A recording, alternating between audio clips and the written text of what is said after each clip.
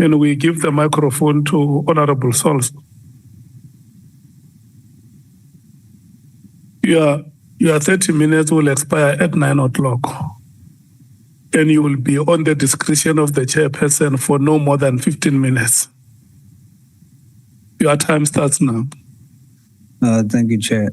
Just want to confirm is Mr. Romano ready for me? Because I don't see him in the chambers, and I will need him in like 2 minutes, Chair. I have arranged with him, but I don't see him in the chambers. Yeah, Mr. Romano is the man. All right. I see him now, and he's indicated he's ready.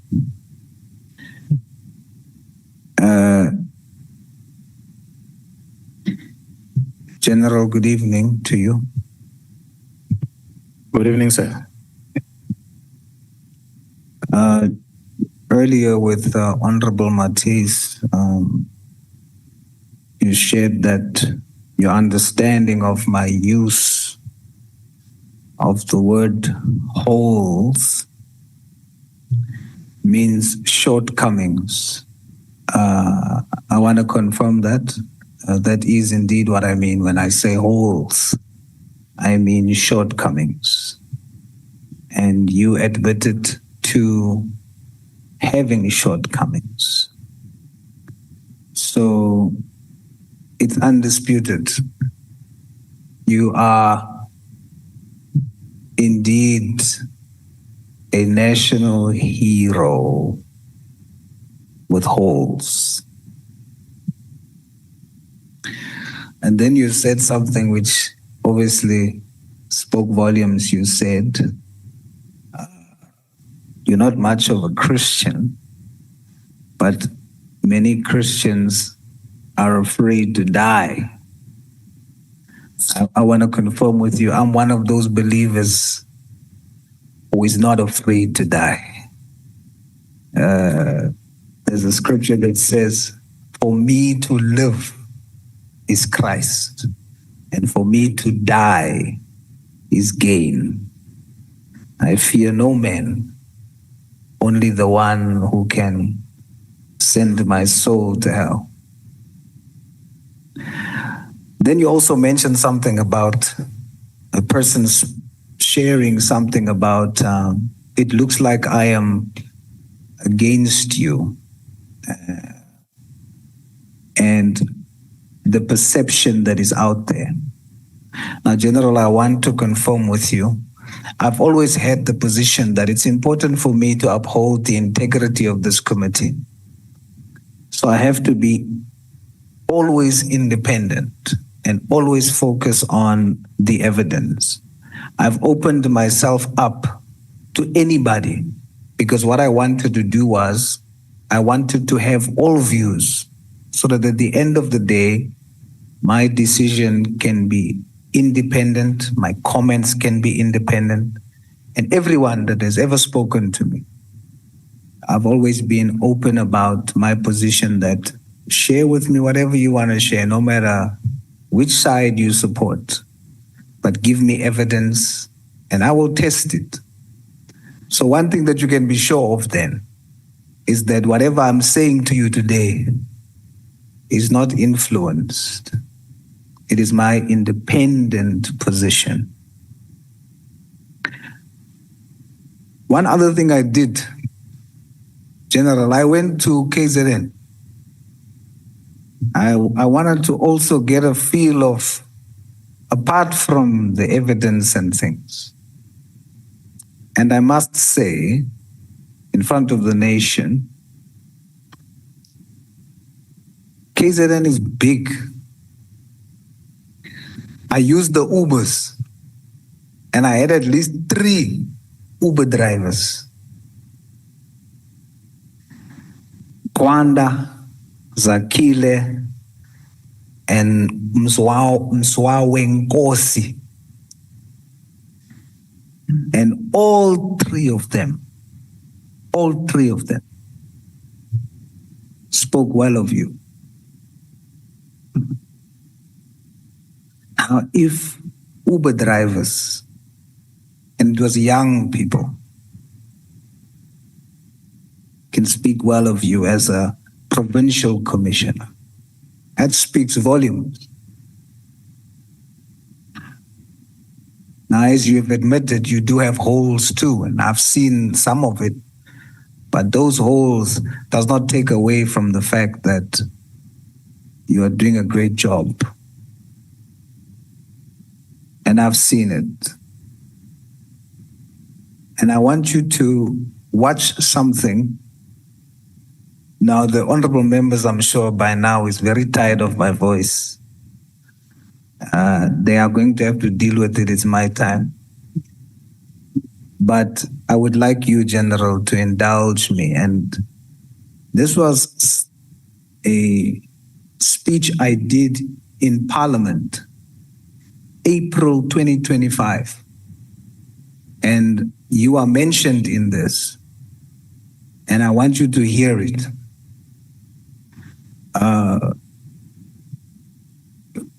Would you indulge me, General? That's correct. I was just making note of the speech so I can be able to recheck it again. But I'm listening. I was about to say, as you were.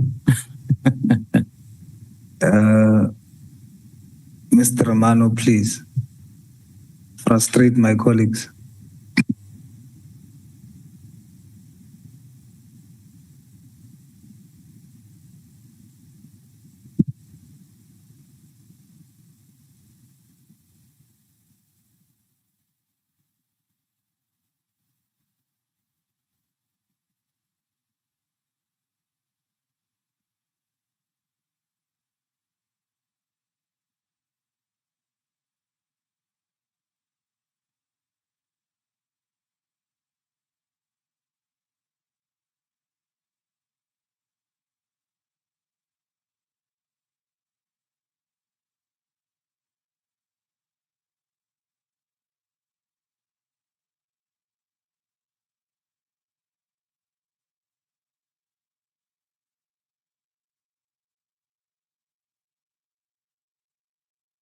Savior Jesus Christ, Mkhwanazi, Kendrick Lamar, a popular American musician.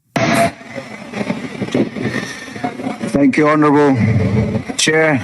Greetings in the wonderful name of our Lord and Savior Jesus Christ. Mkhwanazi.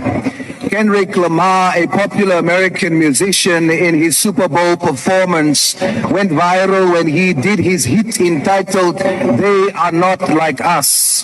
The subliminal messaging resonated mostly with African Americans because it seemed like Lamar was addressing the elephant in the room, saying that the former slave masters who infringed upon the human rights of the former slaves are not like us. But surprisingly, the descendants of the former slave masters danced along to the tune in agreement, and the question is why? Because every system of oppression and slavery is built upon and kept alive by the ideology that they are not like us. For as long as whites say of blacks, they are not like us, and blacks say of whites, they are not like us, then we will have a bill of rights with a system that is still not right. We say they are like us. When the People's Assembly made up of black, white, colored, and Indian gathered in Kliptown to sign the Freedom Charter, it was because whites and blacks said of each other, they are like us. Anton Franz fought off apartheid police, and when they threatened to kill him, which they did, he screamed, "Kohame," because when he, as a 20-year-old colored African, looked at his black brothers and sisters, he said, they are like us. When our Khoisan forefathers welcomed Portuguese, Dutch, and British settlers for a temporary stay, and they forcefully made it permanent, it was because they believed that they are like us. If we are going to deepen social justice and human rights, we as South Africans will have to say, I am you, and that is Ubuntu.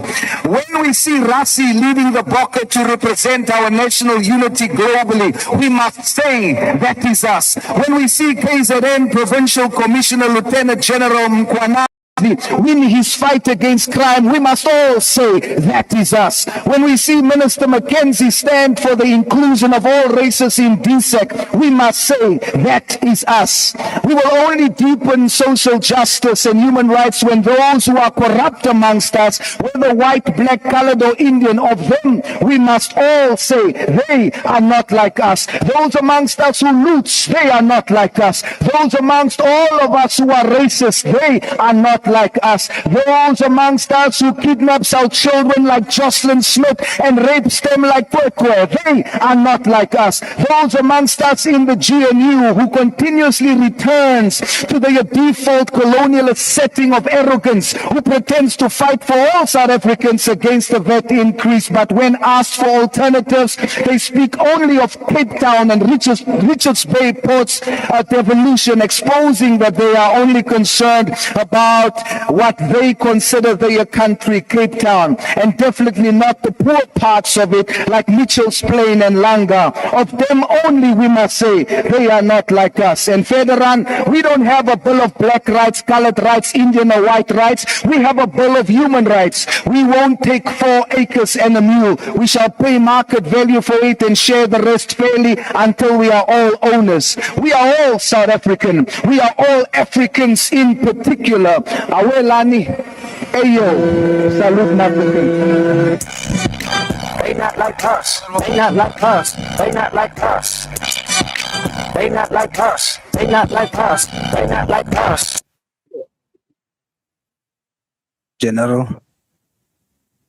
General, today, that was April 2025. Today, I want to look you in the eye and tell South Africans that is us. I mean it. Thank you, sir.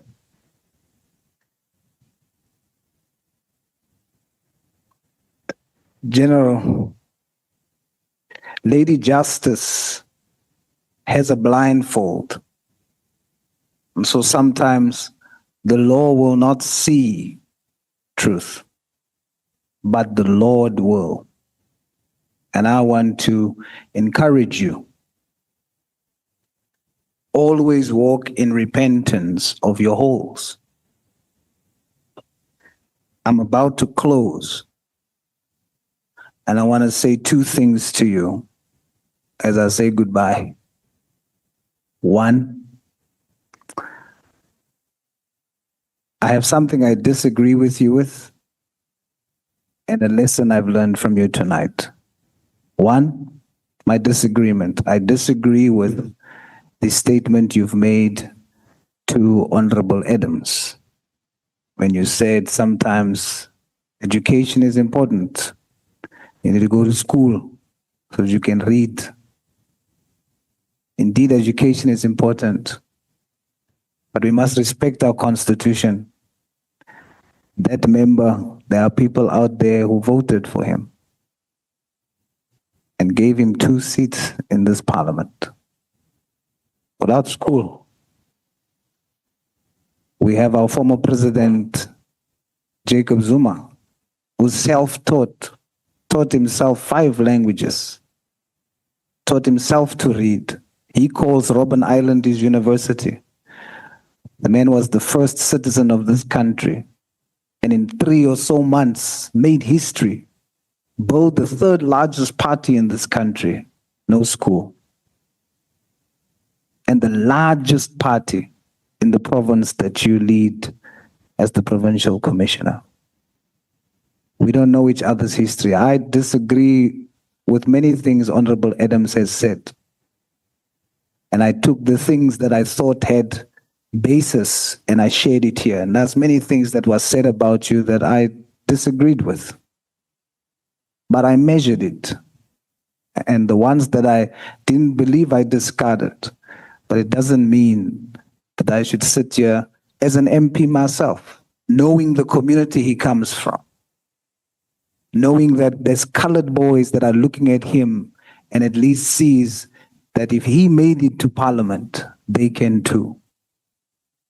So that statement, I vehemently disagree with it. The lesson I've learned from you, when you said you didn't mention the meeting that you had with Ket Matala at the time when you came to testify because this information is life at risk and so on. What I've learned from that is that sometimes the right information in the wrong room is dangerous. General Mkhwanazi, I wish you well. I wish you all the best in your tenure, your new tenure in KZN. May you do more to make that province safer. May you remain a national icon and a national hero with oath. God bless you. And remember, God has entered the ring. Salute, General. Thank you so much, sir. Salute. What did I say to you when we started here?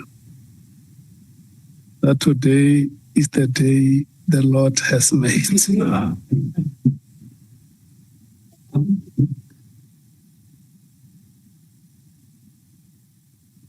Honorable Vessels, your time starts now. Thanks very much, Honorable Sauls. Thank you very much, Chairperson. This is now the second time that Honourable Sauls gets me caught off guard, because he's usually very stringent on using all of his time. But thank you very much, and good evening, General. Good evening, sir. General, I think we've, in this whole process, heard a lot of allegations. Allegations made by you, starting on the 6th of July, and also in your first appearance here and in front of the Mdlanga Commission, and also from other witnesses, some making allegations against you, some making other wild allegations, some trying to advance their innocence as well, in terms of the allegations made by you or by others. And it's very difficult for Parliament to actually get to the bottom of what is true and what is not, because we're not investigated, and it makes it quite difficult. And to a certain extent, one wants to say that there's not an abundance of truth that was here in front of us. And that makes it very, very difficult. I want to just go back to the explanatory witness statement that you submitted, General, with the evidence regarding the allegation of the money paid to former Minister Becky Cele.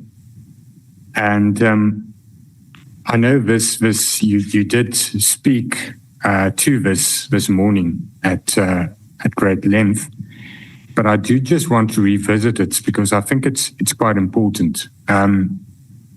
Would you agree that from this evidence, from the WhatsApp messages, the two affidavits, that it's quite probable, almost want to say clear, that Ket Mhlala's intention was to pay the 7,000 rand into former Minister Cele's account? Do you agree? Yeah, well, that's a feeling we have, considering the communication he had with the gentleman, and subsequent to that, he then started asking, "Who are you?" And after noticing who the person is, he then deletes the communication.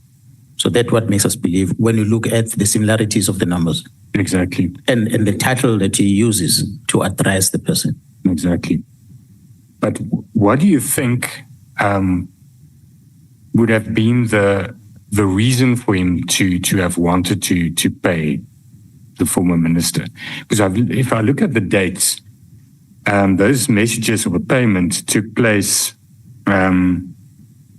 in December 2024.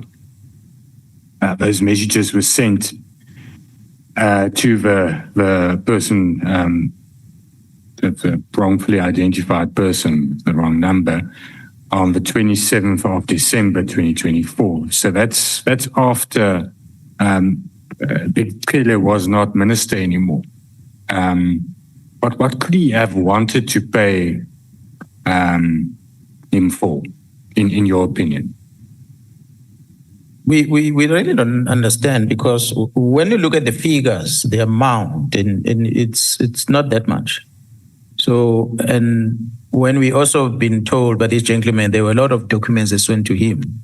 So we really don't understand the reason behind the messages and subsequent to that, the money. So I really wouldn't understand. Perhaps it's something that was discussed over the call that perhaps might have made Mkhwanazi to then send the documents on WhatsApp only to discover later maybe he saved it wrong.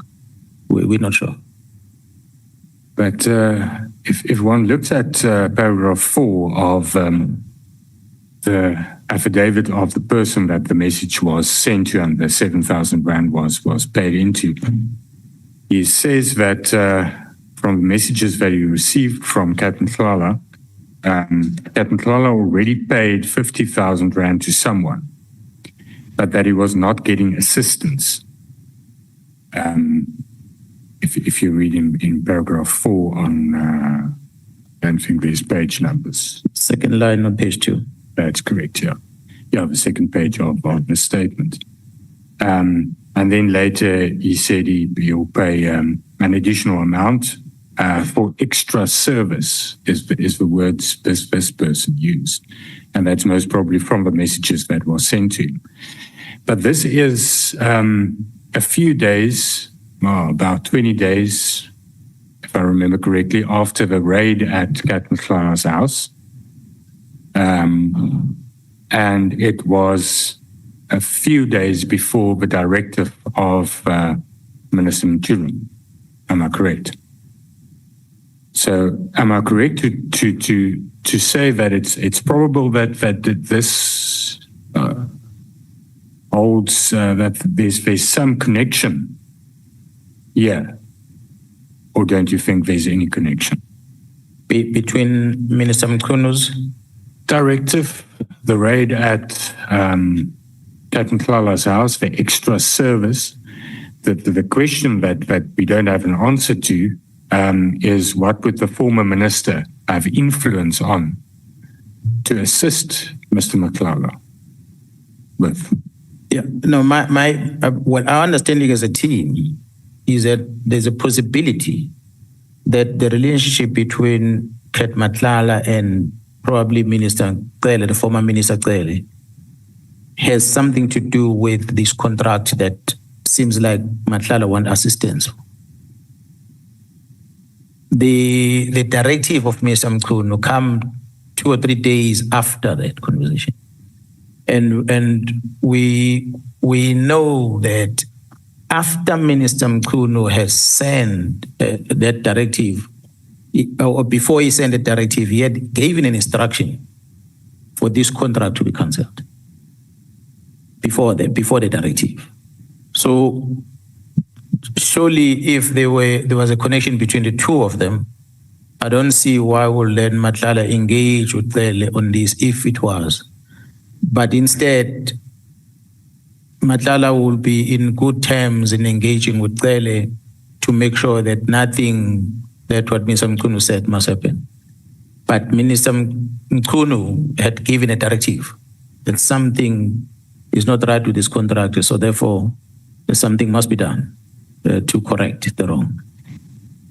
See, because if one also looks at the messages that were sent to this person by accident, with the wrong number, wrong digit in the number, there's a lot of documents that were sent.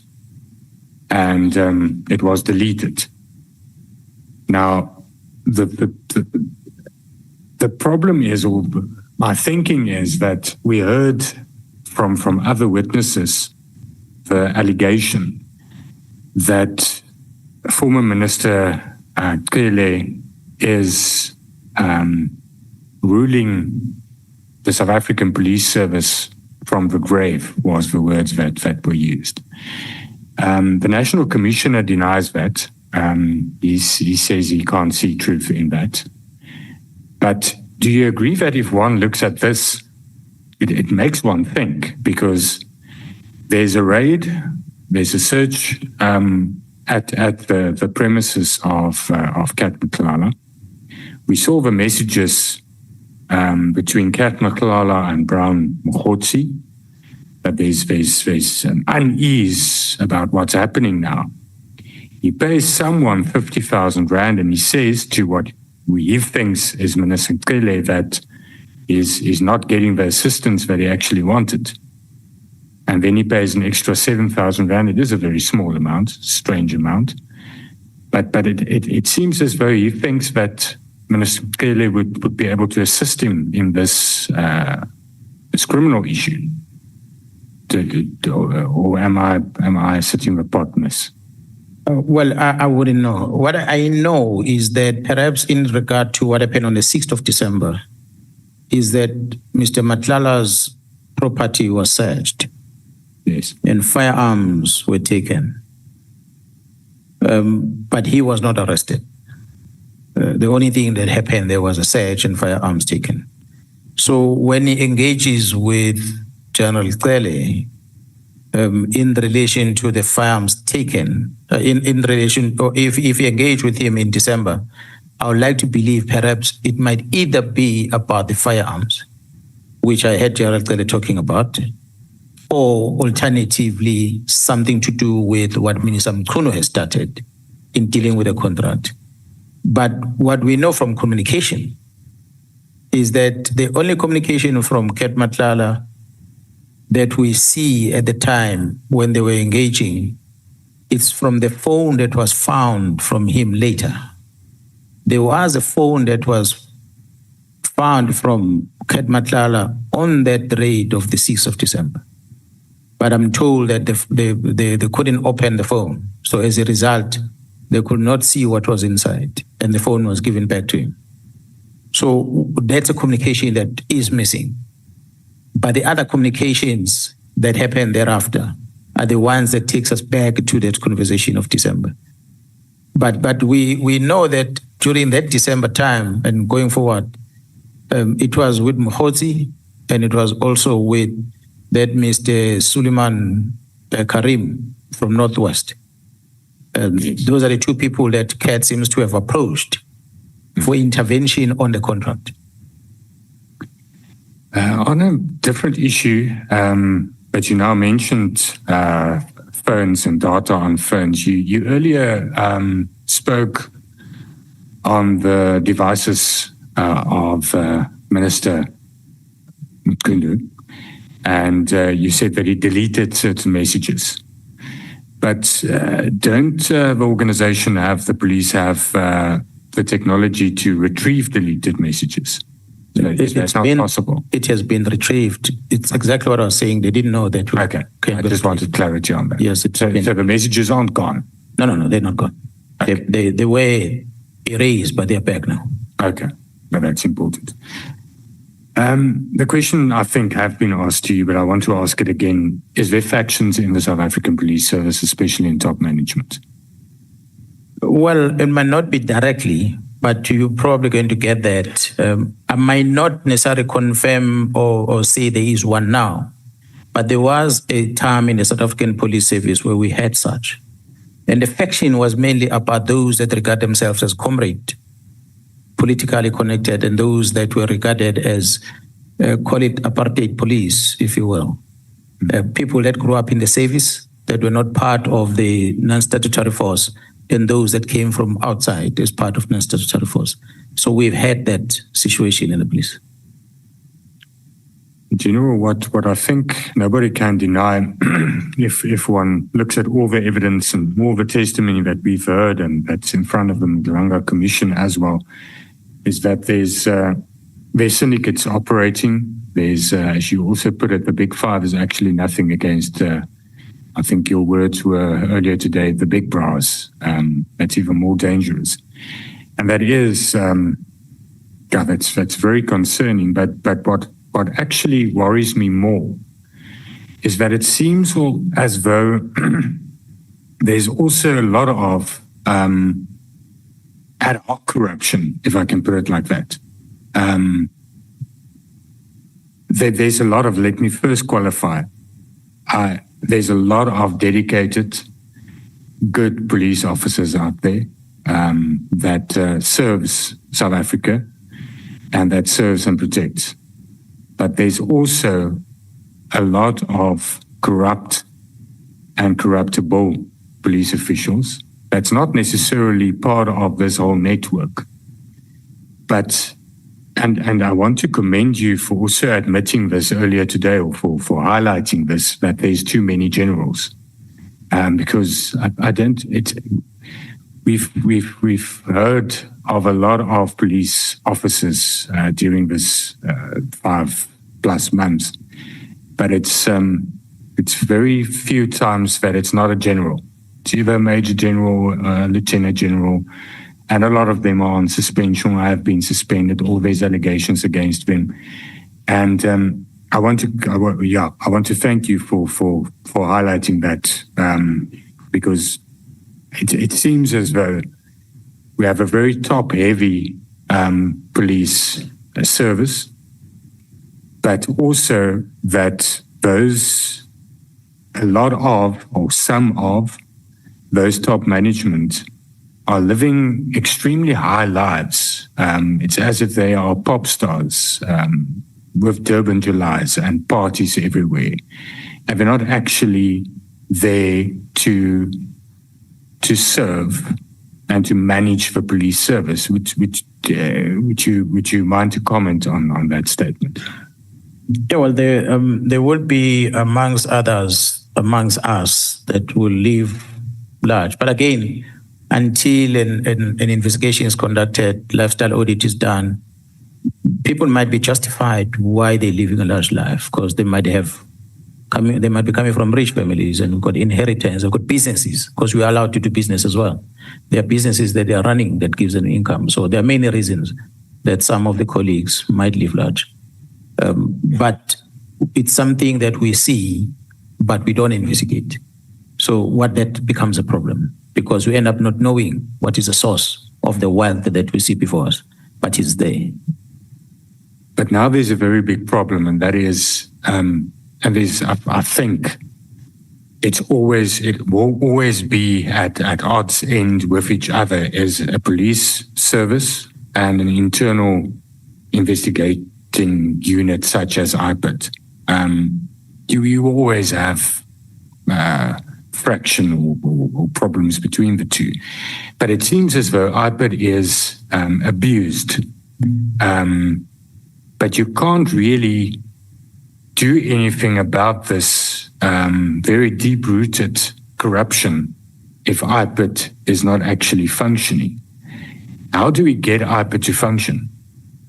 And to have when there's investigations, that it's not said that it's just factions or it's driving a certain agenda or it's infiltration. How do we clean it so that we can get rid of the corruption?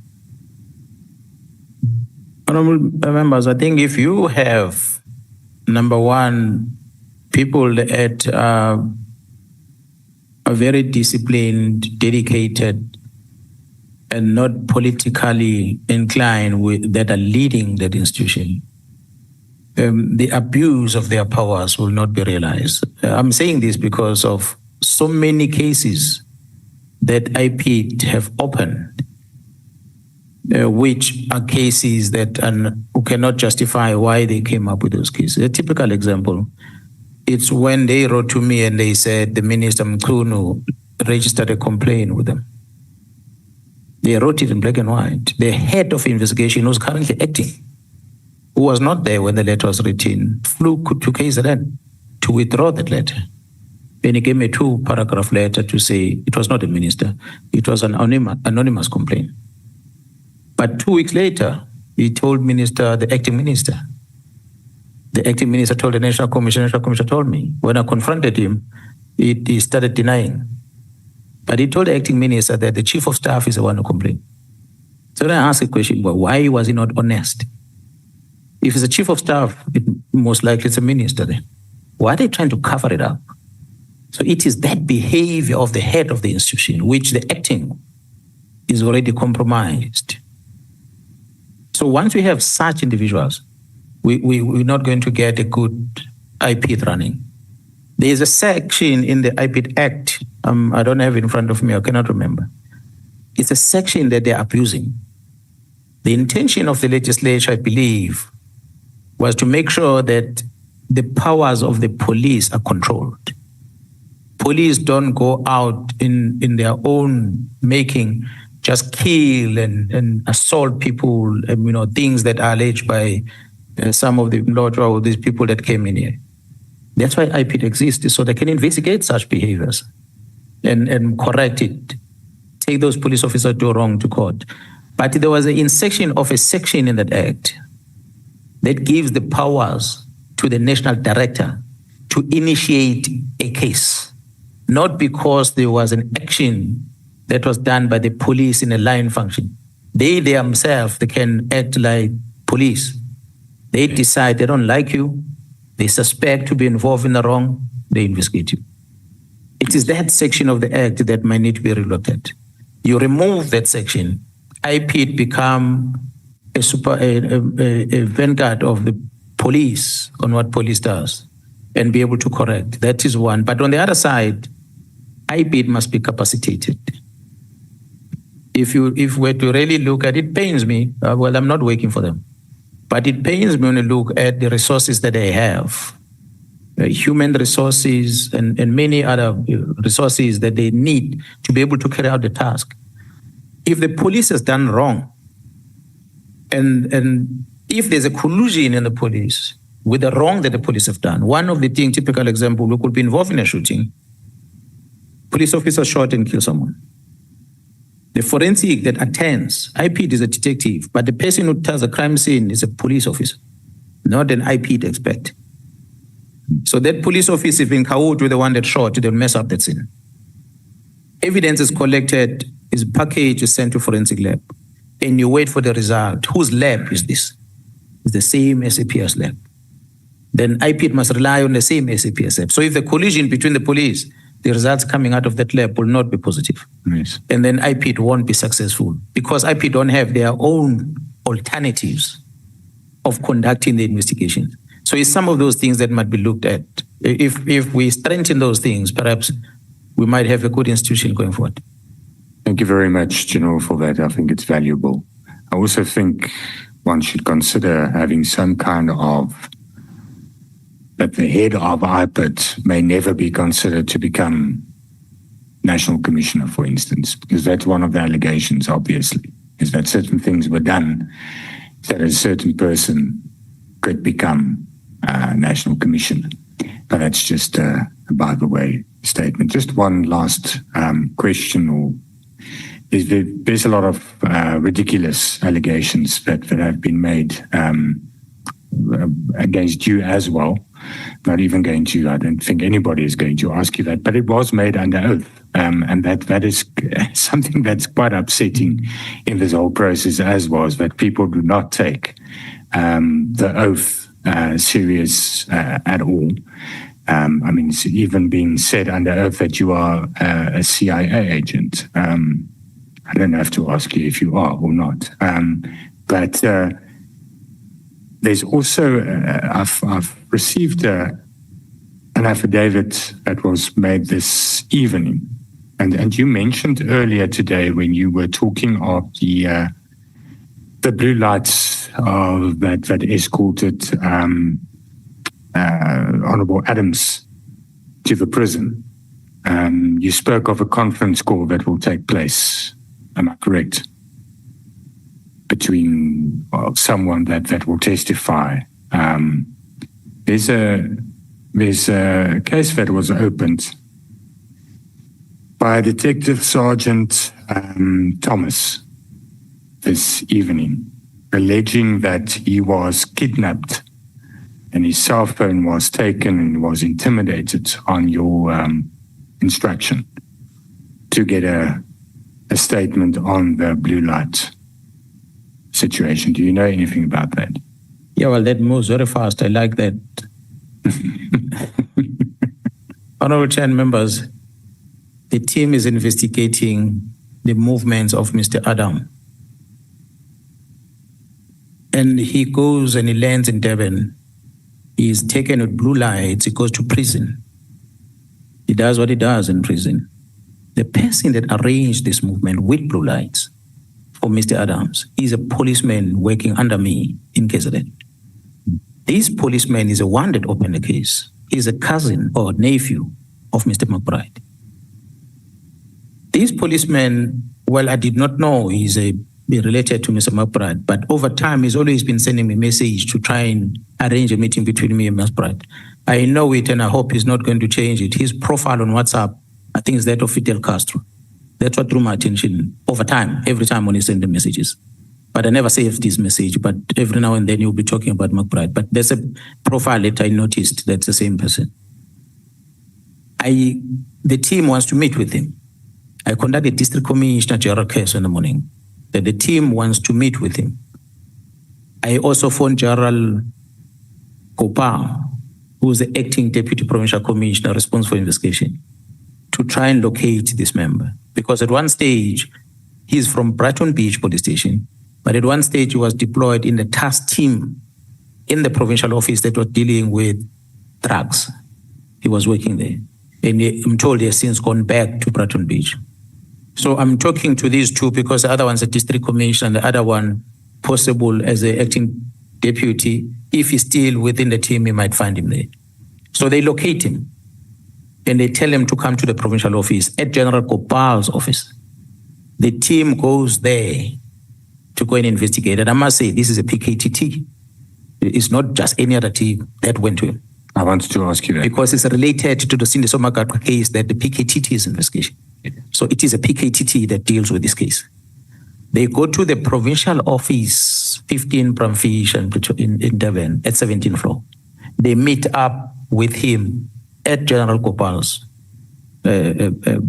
supervision. They interview him about his role because the other members that were driving in their statements under oath, they said he's the one that requested, tasked them to go and get Mr. Adams from the airport. We got his name from the members that were doing the job. So when he has to then explain himself, it's part of the investigation. It looks like he did not tell the truth in that interview they were doing with him in the police building. That's what they told me this evening. And they obtained a statement from him. Subsequent to that, they took his phones because they wanted to download them. Right there and there. I guess he did not expect that the phone are going to be downloaded, which means some things might come out of those phones. So they downloaded his phone. When they finished with him, he allegedly went out. When they were done, they all left. He went straight to the police station. He talks about kidnapping. So it's an investigation IPAT must take and investigate, I hope. And so he can be able to tell, how did he get into the office? Was he forced to come to the office? What happened in the office? There are cameras there in the building. And when he left, at what stage was a kidnapping? So it's one of those which I think is putting up a case because he does not know how to justify his action. So for me, sitting here after being briefed, and I really said, he's part of the problem. He's caught now, a year later. He does not know what to do. But the truth will come out. Thank you very much. Thanks to Mr. Adams for making the team aware about these things. Thank you very much, General, once again. Thank you.